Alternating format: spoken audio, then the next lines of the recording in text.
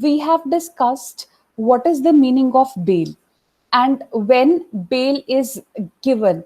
So, what we have done till now, whether it was 436 or whether it was power under 437 or under 439, we have done that bail is given when a person is arrested.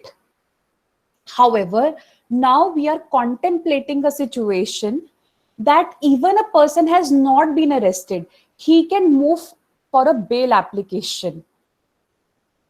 Now, this seems to be incongruous with the process of bail. Yes, there cannot be bail before arrest. So, the term anticipatory bail, which is used as such, is a misnomer. What it means as such is, and in fact, you will notice that CRPC under section 438 has not used the word anticipatory bail, but as a matter of practice over a period of time, to refer to the provisions of 438, be it lawyers or the academicians or the judges, we have all, for the sake of convenience, referred to the provisions of 438 as anticipatory bail. So it has become a matter of practice to refer it to that. This basically came because Law Commission, when it recommended the provisions for anticipatory bail, provisions for 438, it had used the word anticipatory bail. So it is from there that we get our nomenclature for this particular section. What it basically means is that the court will consider the material before it, and in case the person is arrested, then he will be released on bail if he is ready to furnish bail. So it only means that even if he's arrested in a non-bailable offense and he has this order, then the event of his arrest, he should be released. So he is not made to wait wait for his arrest and then apply to the court. He can do that even beforehand. That is the meaning of anticipatory bail. Let me present my screen and take you to this particular section. Just 1 second. I hope you have received the PPT. All right. So I have just discussed that the term anticipatory bail as such is not used here. However, as a matter of practice, we've been referring to this concept, which is enunciated in section 438, is also called as the concept of pre-arrest bail. However, there are fundamental differences between 438 and regular bail, which is available under 437 and 439. The difference lies in two respects. First one is this stage. Now, 438 is always before arrest is made. Once arrest is made in a particular case, the accused loses his right to make an application for anticipatory bail. Secondly, but 437 and 439 always apply after a person has been arrested. Secondly, there are certain limitations of 437. Those limitations are not there under 438. The limitations as in certain cases, bail is not granted in non-bailable offenses. For example, in case the offense is punishable with death or imprisonment for life, then no bail is to be granted in those cases. However, such limitations are not there under 438. There is no exception here, and we don't have to read the exceptions of 437 in 438. This has been clarified by a constitution bench in Gurbaksh Singh Sibia versus State of Punjab in 1980, that whatever limitations are there under 437, they have not to be automatically read under 438. In fact, the reason for 438 coming on statute book was that a lot of false cases were being filed against people, and political rivalry often translated to using of criminal law to set that vendetta, so as to prevent the abuse of criminal law to settle personal scores. Section 438 was enacted, and therefore it has not been limited to any offense. Now the only exception is section subclause 4 has been added to it, which says that in the case of If the accusation is of rape, punishable under subsection 3 or 376 AB or DA or DB of IPC, then there cannot be an application for anticipatory bail. Except rape cases, anticipatory bail can be granted even in offenses which have punishment of death or life imprisonment if other conditions are fulfilled. But because it is the discretionary power, and one of the factors is nature and accusation. But if he is able to show that this is a false case, then he can get anticipatory bail in those cases. Now, next question which arises is as to what is the stage when the application has to be made. If you read 438, you will not find any reference here as to what is the stage. All it says is before a person is arrested and there is a reason of belief. Now, the courts have held that Supreme Court has held in Gurbakh Singh Sibia and other cases that the application under 438 can be made even if no FIR has been filed. So even if there is no FIR, but there is a reasonable ground to believe that FIR will be filed against me because some offense has been committed, then also application for anticipatory bail can be made. Or if FIR has been filed, if he has not been arrested, then he can make an application. He can quote FIR as a reason to believe that I will be arrested, I have been named, and therefore do that. Now, let's suppose even after filing of FIR, he has not been arrested and investigation has commenced. He can still file it before the investigation culminates into a charge sheet. So at any stage, if the investigation has not been completed, or even if the investigation has been completed, till the time he has not been arrested, he can file an application for anticipatory bail. There is no restriction as such. The only thing that you need to understand here is that there has to be a reason to believe that there are grounds for his arrest. It means that he cannot claim an application for anticipatory bail on some vague or frivolous ground. There have to be reasons so that the court can apply the mind objectively. Similarly, this also means that there cannot be a blanket order of anticipatory bail, that in the event the accused does any offense, then he will be granted anticipatory bail. No, there have to be an offense, a specified offense with respect to which he's claiming this anticipatory bail, because this provision is not to be used as a shield to commit an offense. Am I clear? Yes?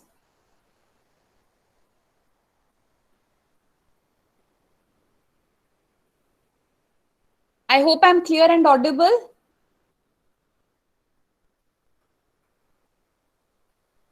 All right. Let's continue from here. I stopped. There was some disturbance. So these words, reasonable ground to believe, is important. Please pay stress. I will be discussing the latest case in which again the Supreme Court has taken the help of these words and clarified the law further. So let me continue from our discussion.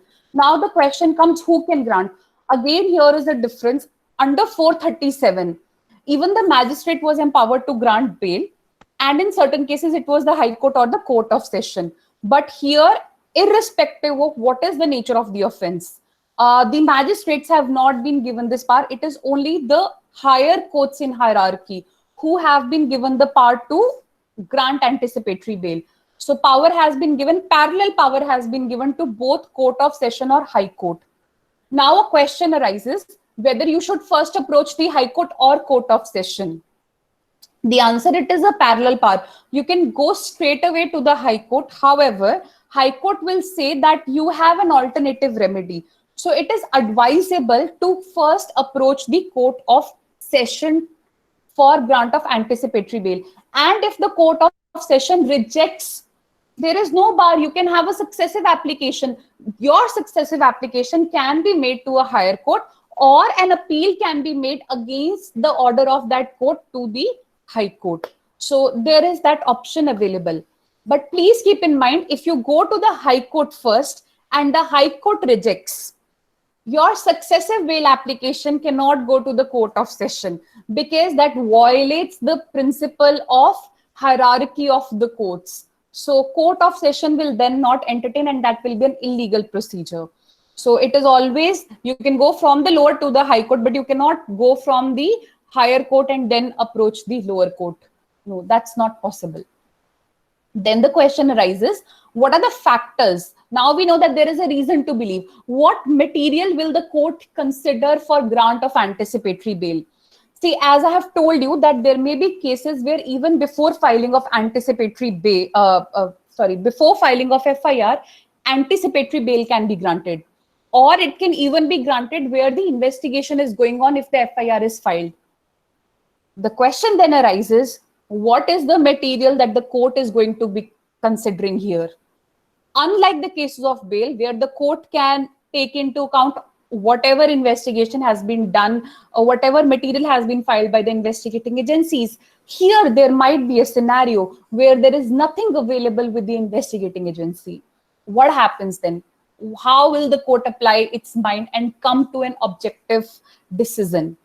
The answer lies in section 438 clause 1 itself, wherein there are certain indices which are mentioned, certain criteria which is mentioned. The first one is that the nature and gravity of the accusation. What is the crime? If it is a serious crime, then do not go for anticipatory bail. What is the effect of this crime? How many people? How, the manner in which it has been done? Please look into that. That is one guiding criteria. Second criteria is, what are the antecedents of accused? Whether in any other case he has been punished or he has been charged for a cognizable offense. So whether he is a habitual criminal, that can also be a relevant factor for determining the grant or rejection of anticipatory bail.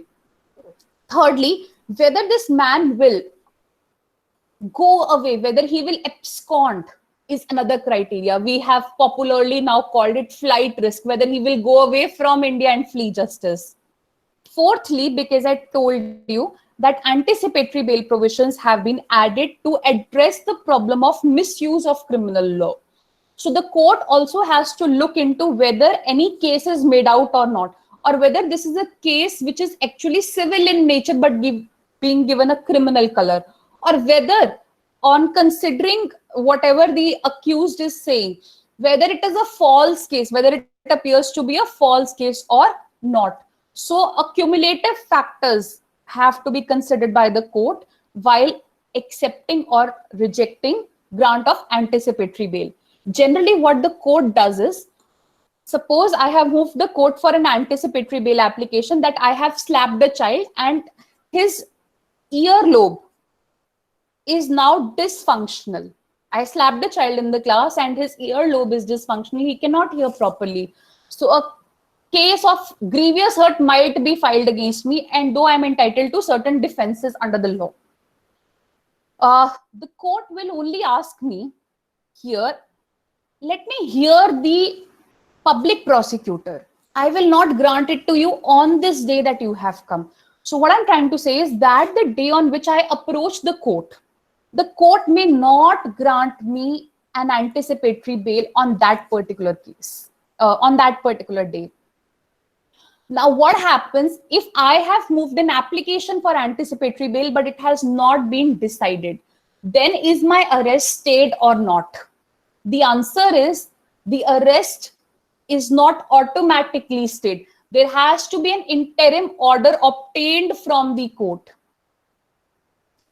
Now, if no interim order is obtained from the court, then the investigating agency can arrest the accused. And if he is arrested, then this application becomes infructuous. Then he will have to abandon this application and make an application under 439 or 437, as the case may be.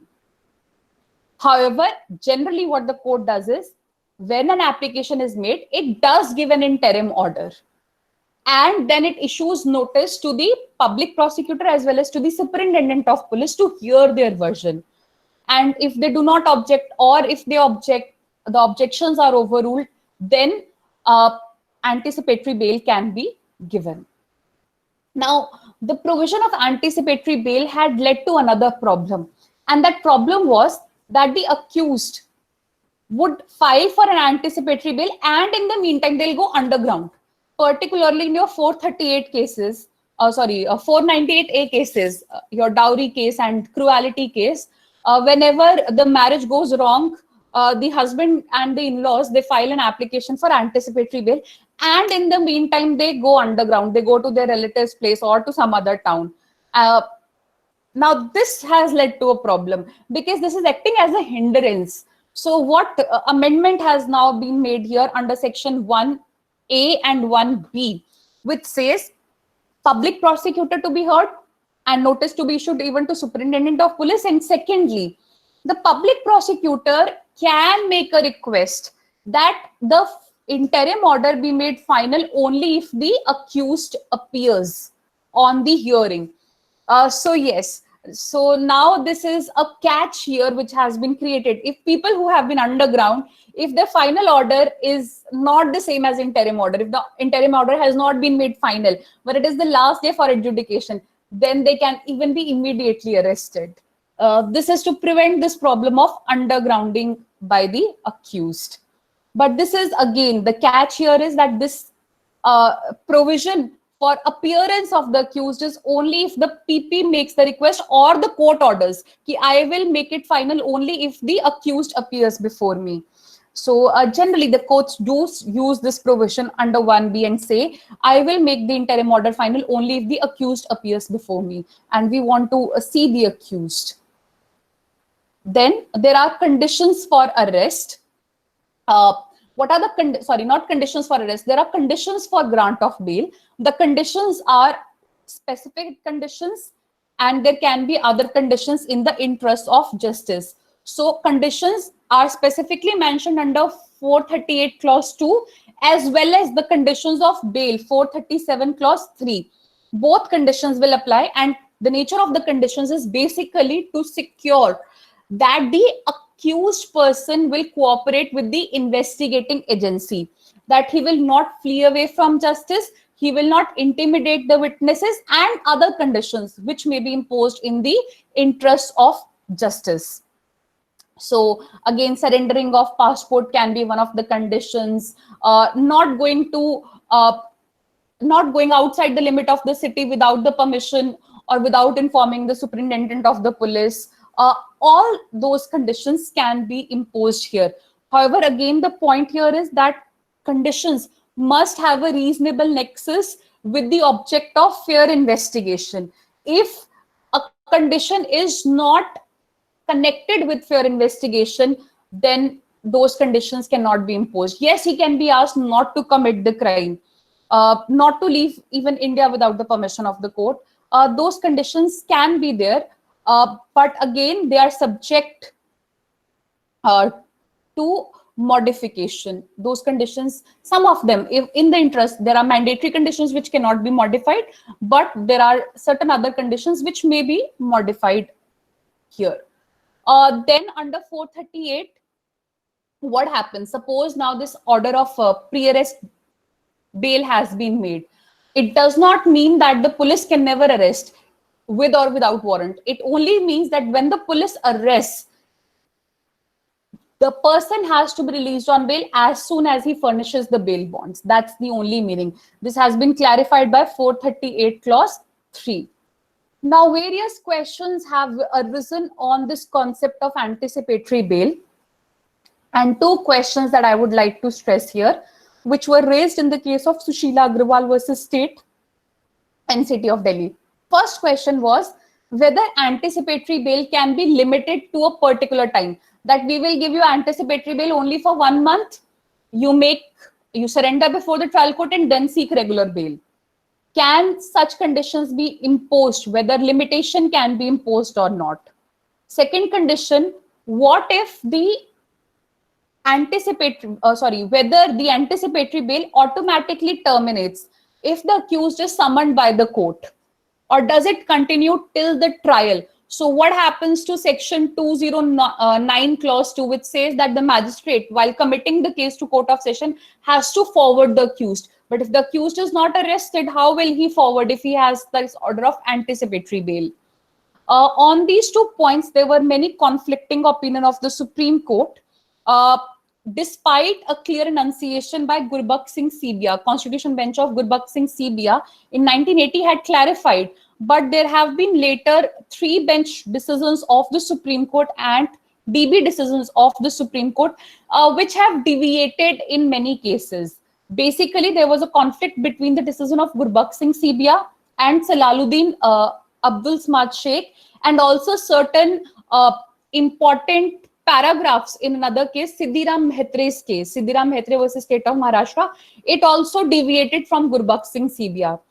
Because of all these conflicting decisions, Supreme Court's Constitution Bench in Sushila Agrawal versus State of Delhi has clarified on these issues. It has basically upheld Gurbakh Singh Sibia and said, firstly, with respect to the time period, it says, do you see any time being mentioned under 438, 437 or 439? There is no time mentioned in any of the sections for bail. So if it is not mentioned even under 437 or 439 or 438, how can you read that when it is not present? So court rejected that the life of anticipatory bail is limited to a fixed time, or it should be limited to a fixed time.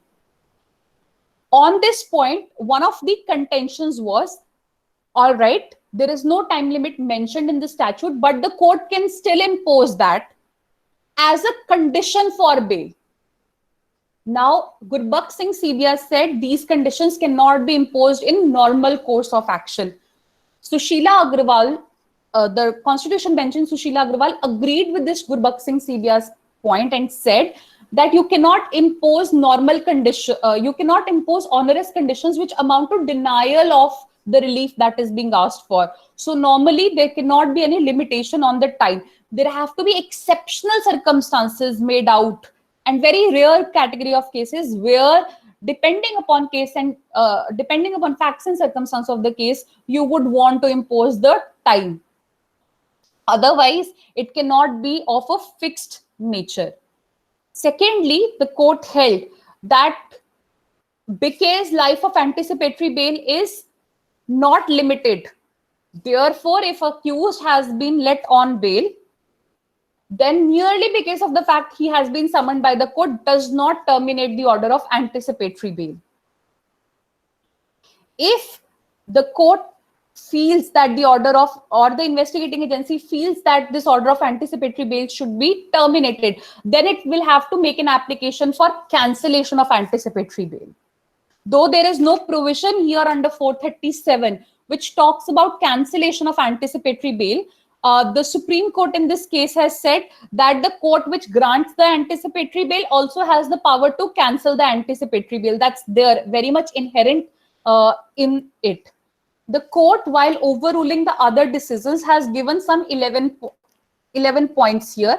I'll just take you to those 11 points. It's basically whatever we have discussed so far. It firstly says FIR is not the requirement, but there cannot be vague allegations. It cannot be used as a shield. There has to be some accusation against the accused, something that he says I have done or has happened, which gives rise to anticipatory bail. Without anything, there cannot be an application for anticipatory bail. Secondly, it is advisable in all cases that the public prosecutor must be heard before anticipatory bail order is made available, even in limited capacity. So limited interim anticipatory bail, maybe you should hear and obtain facts from the public prosecutor. Thirdly, there cannot be conditions on time. या हम anticipatory bail grant करेंगे only if FIR is recorded or statement under 161 is recorded. No such conditions can be imposed. It's only in exceptional situations that the court want to do that, but nothing in the language that suggests otherwise. Fourthly, what are the factors which the court has to take into account is the nature and gravity of offenses and the role of the applicant, along with the conditions which are mentioned in 438 clause 1. And yes, it can continue even till the end of the trial. However, please keep in mind, anticipatory bail does not mean that the investigating agency will not investigate the case at all. It will investigate the case and it can ask the accused to come for interrogation. In fact, that is one of the conditions for grant of anticipatory bail, that the accused will cooperate with the investigating agency. And if he does not cooperate with investigating agency, the investigating agency can move for the cancellation of anticipatory bail. However, it is not only the power of cancellation which is available to the investigating agency. They can also appeal against the order of the court which has granted the anticipatory bail. And when you appeal against an order, that is not called as cancellation of anticipatory bail. Also, one of the contentions made in Gurbakh Singh CBR's case was that when anticipatory bail is given, and the accused is required for the purpose of discovery of certain facts, his presence is required, then how will you ensure that whatever he has stated will be made relevant under section 27? If he is not arrested, then anything which is said to a police officer is hit by section 25. However, if he is in custody and it leads to discovery of fact, then that is covered by the provisions of section 27.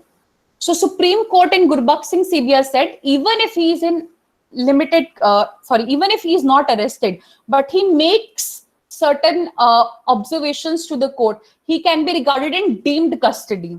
The same argument was made in this particular case, that it will frustrate the right of the state under section 27 of the Indian Evidence Act.